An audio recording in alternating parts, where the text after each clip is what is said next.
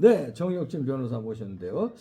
자, 한동훈 장관 드디어 이제 정치는 하는 걸로 기정사실화 되는 거 어때요? 안 할 수가 없죠. 안 할 수가 이 없죠? 정도 되면 네. 안 할 수가 네. 없죠. 왜냐하면 한동훈 장관 본인은 하기 싫다고 해도 주변에서 내버려 둘 수가 없는 없는 상황이에요. 왜냐하면 예컨대 제가 어디 출마했다고 치면 한동훈 장관이 저희 지역구에 와가지고 한번 이야기해 주는 게 보탬이 되겠습니까? 안 되겠습니까? 엄청 보탬이 되죠. 엄청 지금 보탬이 되죠. 그럼. 차라리 그냥 뭐 예컨대 이제 제가 원주의 박정아 의원하고 굉장히 친하단 말이에요. 네. 그 박정아 의원이 한동훈 장관 보고 한 장관 한번 원주 좀 와주세요. 그러면 원주 갈 거 아니에요. 그러면 난리 나지. 원주 그러면 난리 시장이고. 나잖아요. 아니 박정아 제껴놓고 한동훈한테 사인 받으려고 막 그럴 거 아니에요. 그러니까. 그러면 황당하네라고 하면서도 속으로는 좋지. 흐뭇하잖아요. 그럼. 흐뭇하잖아요. 그 다음에 이제 저희 고향이 이제 아산인데 네. 아산 옆에 저랑 굉장히 친한 후배라고 할까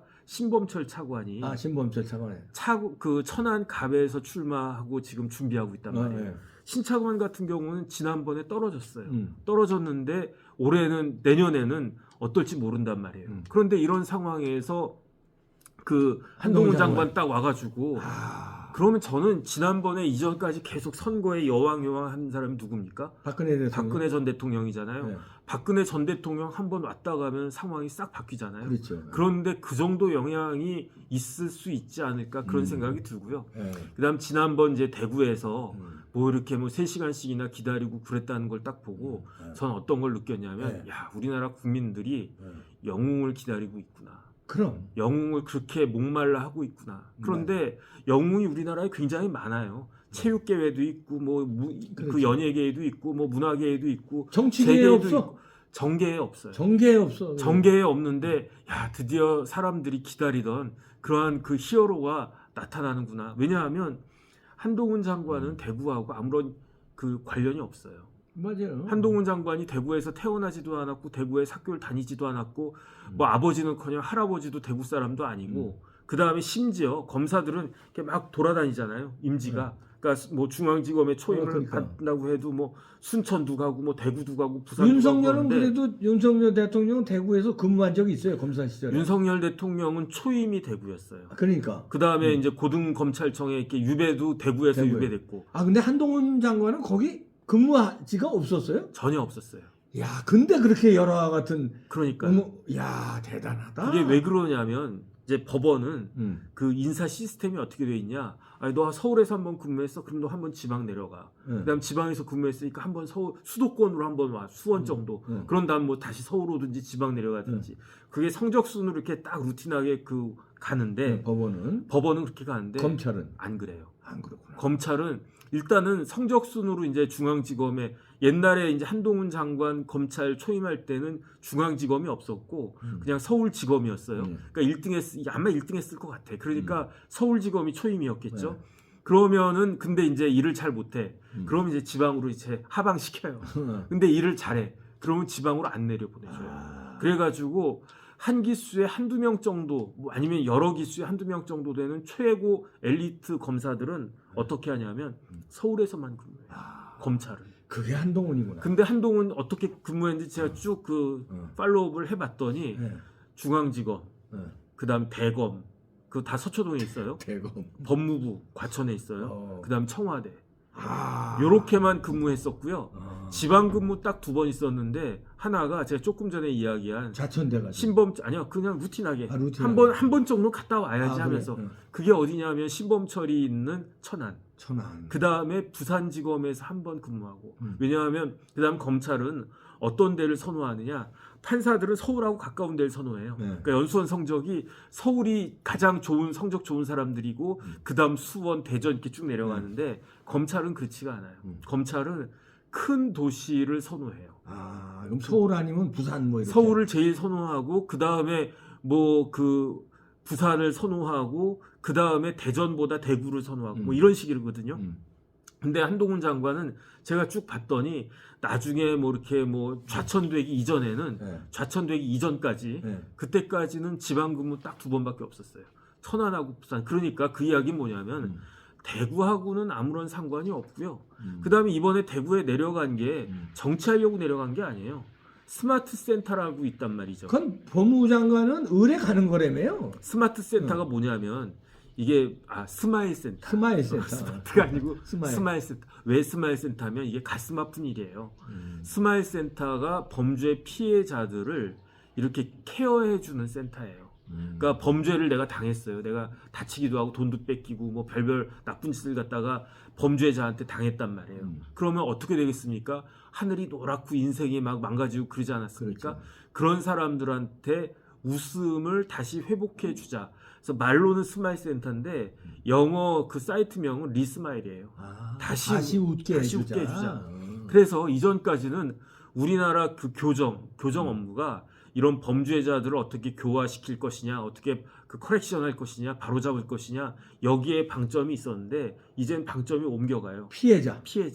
당연한 거 아니겠습니까? 범죄자들은 제가 봤을 때는 한동훈 장관 저기 법무부 장관 하다가 최소한 한두 명은 사형 집행했으면 좋겠어요. 해야 돼. 왜냐하면 나쁜 짓을 해서 사형 선고를 받았지만 그 이후에도 수용 생활도 나쁘게 한 사람들이 있단 말이에요. 그런 사람들은 집행해야 되지 않겠습니까? 해야 돼, 그거 법무부 장관이 하는 거거든요. 근데 어쨌든지 간에 그런 식으로 그 범죄자들을 교화하는 쪽에 옛날에 방점이 있었다라고 하면 이제부터는 어떻게 되느냐?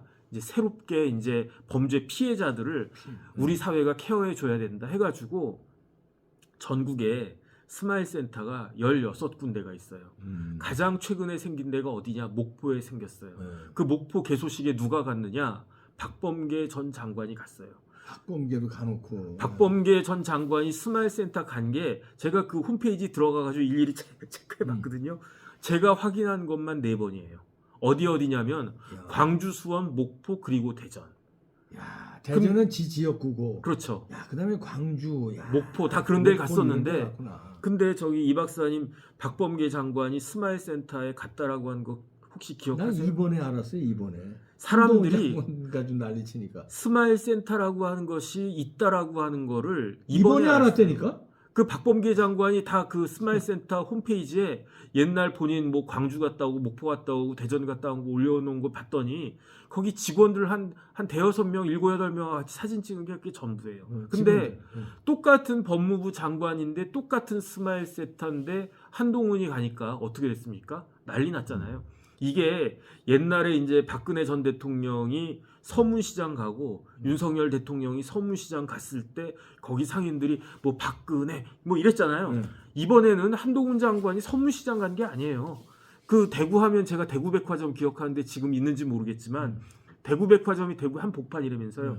한동훈 장관이 거기 가서 서 있었던 게 아니에요. 그냥 자기 일하는 것처럼 스마일 센터, 대구 스마일 센터 갔다가 그 다음에 어디 갔느냐? 달성 산업단지 갔거든요. 달성 산단에 왜 갔느냐? 산업단지를 왜 갔느냐? 외국인 노동자들.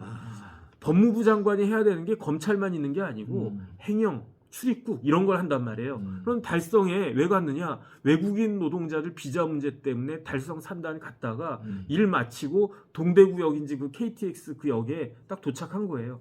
그런데 사람들이 딱 보고 와 한동훈이다 하면서 우르르 몰려와가지고 3시간 동안 이거 사인했다는 거 아니겠습니까? 이게 말이 되는 겁니까? 한동훈 온다 막 그 예를 들어서 박범계 같으면 박범계 온다 그러면서 대전역에 온다 막 이렇게 그 엄청나게 선전을 했을지 모르는데 그렇게 선전한다고 해도 사람들이 이렇게 몰려왔겠습니까? 한동훈은 선전한 게 아니에요. 전혀 선전한 게 아니고 그냥 기존에 박범계 장관이 스마일 센터 뭐 대전, 목포, 뭐 광주, 수원 이렇게 갔던 것처럼 이번에 그냥 대구 간 거고 그냥 갔다 오는 김에 대구에서 서울까지 장관 그 차로 올라오면 힘들잖아요. 그러니까 이제 KTX 탄 거예요. KTX 딱 탔는데 사람들이 야 한동훈이다 하면서 우르르 몰려온 거란 말이죠. 이거는 연예인도 이런 연예인 그 드물지 않을까 일단 그런 생각이 들고요. 진짜 우리 정혁진 변호사님 말대로 영웅을 기다리는 심리, 국민들의 심리가 투영된 거예요. 그런데 제 생각에는 한동훈이 대구에서 갔었기 때문에 특별히 대구 시민들이 한동훈 보수적이라 한동훈을 좋아해가지고 저랬는가 아니라고 봐요. 한동훈이 수원 가면 아이 뭐 한동훈 왔네 뭐 오든 말든 이랬겠습니까? 대전 가면 뭐 그랬겠습니까? 맞아.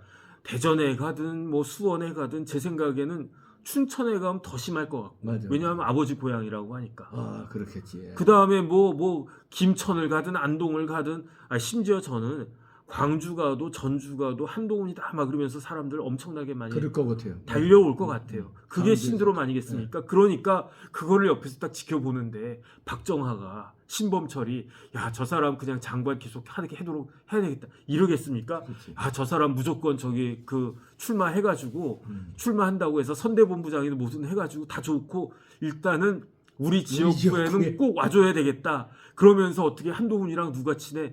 신범철 차관은 이제 저희 국방부 차관 했으니까 좀 알 거 아니에요. 그러면 한 장관한테 한 장관님 저 신범철인데 천안 보고 와주시죠. 제발 한번 내려주세요. 그다음에 당신 천안에서 근무도 했었잖아. 막 이런 식으로. 그다음에 이제 박정하 의원 같은 경우는 지금 대변인이니까 저기 한 장관 나 저기 박정하 의원인데요. 원주도 한번 꼭 와야 됩니다. 강릉을 안 가겠습니까? 속초를 안 가겠습니까? 제가 봤을 때 그게 그 내년 총선에 미치는 영향이 굉장히 셀 것 같다는 생각이 들고 그다음에 이제 좀 있으면 첫눈 내렸잖아요. 네. 눈덩이를 굴리는데 처음에 이렇게 주먹만 하단 말이에요. 이게 구르면 구를수록 커지잖아요. 한동훈 신드롬 앞으로 점점 더 커질 것이다. 저는 그 스노우맨 이펙트가 또 있을 것이다. 그래서 저는 어떤 생각을 했냐면 얼마 전까지만 해도 내년에 과연 그 바람이 있을 것인가. 선거는 바람이라고 그러잖아요. 바람이죠. 근데 저는 내년에는 바람이 없겠다. 왜냐하면 여당이든 야당이든 너무 인기가 없으니까. 그러니까 뭐 누가 이재명 지지하겠습니까? 그 다음에 또 이재명 지지한 사람들이 대통령 뭐 좋아하겠습니까? 그래서 저는 어떻게 생각을 했냐면 특히 이제 아주 경합 지역은 공천을 잘하는 데가 이기겠지라고 저는 생각을 했어요. 공천을 잘하는데 결국 그럼 사람들이 투표하기 싫어도 어쨌든 하긴 해야 되겠고 어쨌든 이재명 미우니까 내가 투표를 해야 되겠고 그 다음에 대통령 견제해야 되니까 내가 투표를 하긴 해야 되겠는데 그런 마음으로 딱 갔다가 후보가 이봉규도 있고 정혁진도 있고 그러면 누굴 찍겠습니까? 그럼 이봉규 찍어야 되지 정혁진 않겠습니까? 찍겠지. 그런 식으로 해가지고 인물 선거가 될 거로 전 생각을 했는데 요번에 딱 보고 내 생각이 틀렸겠구나 하는 생각이 다 들었어요. 한동훈이 많이 바람 넣는데 한동훈 바람으로. 효과가 이제 있을 것 같다는 생각이 점점 더 강해지고 그러면서 생각나는 게 바람 했던 사람 있지 않습니까? 김범용. 아니죠. 누구야? 이준석. 에이, 이준석이 뭐 일원 안 되면서요. 그러면서 자기는 뭐 최소한 20석 해가지고 그 이준석 얘기 좀 이따 합시다. 이거 어쨌든 반만 비교가- 얘기 딱 기분 비교가 좋게 지금 된다. 막 올라가는데 그거 맥을 확 넣어놓네. 그래서 그 바람이 이 바람을 갖다가 아. 송두리째 그 찻잔을 날려버릴 것 같다는 느낌이 딱 들고요. 여기에 대해서 굉장히 민주당 의원들은 거의 지금 난리를 치는 거예요. 네, 왜 그렇지. 그러느냐?